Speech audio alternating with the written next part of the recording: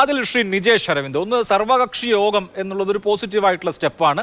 സർവകക്ഷി യോഗം സംബന്ധിച്ച സന്നദ്ധത ഇന്ന് പാർട്ടികൾ അറിയിച്ചിട്ടുമുണ്ട്. അങ്ങനെയാണെങ്കിൽ രമ്യമായി ഇലക്ഷൻ്റെ റിസൾട്ട് വരുന്നതിന് മുൻപ് അവിടെ കാര്യങ്ങൾ പരിഹരിക്കാൻ കഴിഞ്ഞാൽ അത് വളരെ ഗുണപരമായിരിക്കും. കാരണം ട്രബിൾഡ് ആയിട്ടുള്ള ഒരു പാസ്റ്റ്, ഒരു ഭൂതകാലം ഈ നാദാപുരം മേഖലയെ സംബന്ധിച്ചുണ്ട്. അതെല്ലാവർക്കും അറിയാവുന്നതാണ്. പുറത്തു നിന്നുള്ള രാഷ്ട്രീയക്കാർക്ക് ഒരുപക്ഷെ അതിൻ്റെ ഇൻറ്റൻസിറ്റിയും അതിൻ്റെ റൂട്ടും അറിയുമോ എന്ന് എനിക്കറിയില്ല. പക്ഷേ കുറച്ച് കുഴപ്പം നിറഞ്ഞ ഭൂതകാലം ആ മേഖലയ്ക്കുള്ളത് കൊണ്ട് തന്നെ അവിടെ ഒരു തീപ്പൊരി വീഴാതിരിക്കുക എന്ന് പറയുന്നത് നമ്മുടെ നാടിൻ്റെ ആവശ്യമാണ്.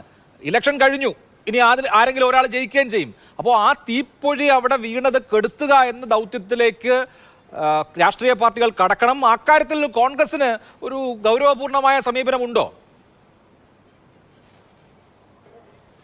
തീർച്ചയായിട്ടും. ഞങ്ങൾ ഇന്ന് ജില്ലാ കോൺഗ്രസ് കമ്മിറ്റി യോഗം ചേർന്നു. ആ യോഗത്തിൽ തന്നെ പറഞ്ഞത് ഒരു കാരണവശാലും ഒരു ടെൻഷനുള്ള സിറ്റുവേഷൻ അല്ലെങ്കിൽ ഒരു തെരഞ്ഞെടുപ്പിൻ്റെ പേരിൽ പ്രത്യേകിച്ചും ഇന്ത്യയിലുടനീളം BJPക്കെതിരെ ഒരു വലിയ സഖ്യം ഉയർത്തിക്കൊണ്ടുവരുന്ന സമയത്ത് ഒരുമിച്ച് ചേർന്ന് CPM ഉൾപ്പെടെയുള്ള സ്ഥാനാർത്ഥികളെ വിജയിപ്പിക്കാൻ വേണ്ടി പോകുന്ന സമയത്ത് കേരളത്തിലെ ഒരു മണ്ഡലത്തിലെ രാഷ്ട്രീയം മാത്രം ചർച്ച ചെയ്യപ്പെടുന്ന ഒരു സാഹചര്യം ഉണ്ടാവരുത്. കാരണം ഇത് പൊളിറ്റിക്സ് ഒക്കെ, ഇത് കേന്ദ്രത്തിലേക്കുള്ള തെരഞ്ഞെടുപ്പല്ലേ, പാർലമെൻറ്റിലേക്കുള്ള തെരഞ്ഞെടുപ്പല്ലേ. ആ തെരഞ്ഞെടുപ്പിൽ കേരളത്തിലെ ഏപ്രിൽ 26 കഴിഞ്ഞാൽ പിന്നെ നമ്മൾ ഫോക്കസ് ചെയ്യേണ്ടത് സെൻട്രൽ ഇലക്ഷനാണ്.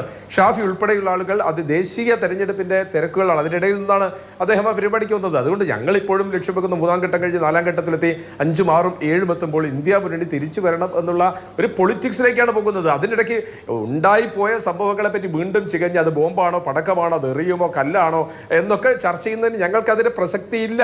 ബോംബ് ഉണ്ടാക്കിയ ആളുകൾ, ബോംബേറിൽ കൊല്ലപ്പെട്ട ആളുകൾ, അത് അതിൻ്റെ വഴിക്ക് പോവട്ടെ. ഞങ്ങളതിൻ്റെ ശരിയോ അത് പോലീസ് അന്വേഷിക്കട്ടെ, അത് FIR ഇടട്ടെ. പോലീസ് അന്വേഷിച്ചുകൊണ്ട് കേരളത്തിലെ മലപ്പുറം ജില്ലയിൽ വെച്ച് ഒരാളുടെ വീടിനകത്തേക്ക് ബോംബ് എറിഞ്ഞു എന്ന് KS ഹരിഹരൻ പറയുന്നു. അത് ശരിയാണോ തെറ്റാണോ പറയട്ടെ.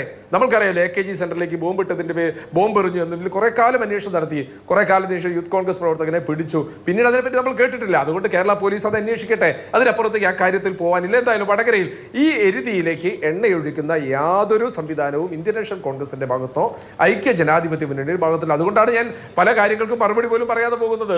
പ്രിയപ്പെട്ട പ്രേംകുമാർ പറഞ്ഞതിന് എനിക്ക് രാഷ്ട്രീയപരമായി മറുപടി പറയാനുണ്ട്. പക്ഷേ ഞാനത് മറുപടി പറയാൻ ഞാൻ ആഗ്രഹിക്കുന്നില്ല. കാരണം ഒരു കലുഷിതമായ അന്തരീക്ഷം ആവശ്യമില്ല.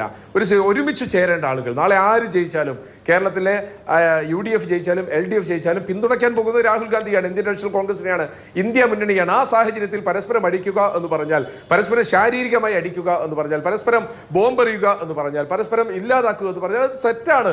പൊതു രാഷ്ട്രീയത്തിൽ കൊടുക്കുന്ന മെസ്സേജ് തെറ്റാണ് എന്ന ഉത്തമ ബോധ്യം ഞങ്ങളുടെ ഭാഗത്തുണ്ട്. അതുകൊണ്ട് തന്നെയാണ് തള്ളിപ്പറയേണ്ടതിനെ തള്ളിപ്പറഞ്ഞത്, ഒഴിവാക്കേണ്ടതിനെ ഒഴിവാക്കിയത്, മാറ്റി നിർത്തേണ്ടതിനെ മാറ്റി നിർത്തിയിട്ടുള്ളത്. അപ്പോൾ അതിനിടയ്ക്ക് ആരെങ്കിലും ഒഴിഞ്ഞു കയറി എന്ന് ഗവേഷണം നടത്താൻ ഞങ്ങൾ എന്തായാലും തയ്യാറല്ല. സംഭവിച്ചു പോയതിൽ ഖേദമുണ്ട്. ശരി.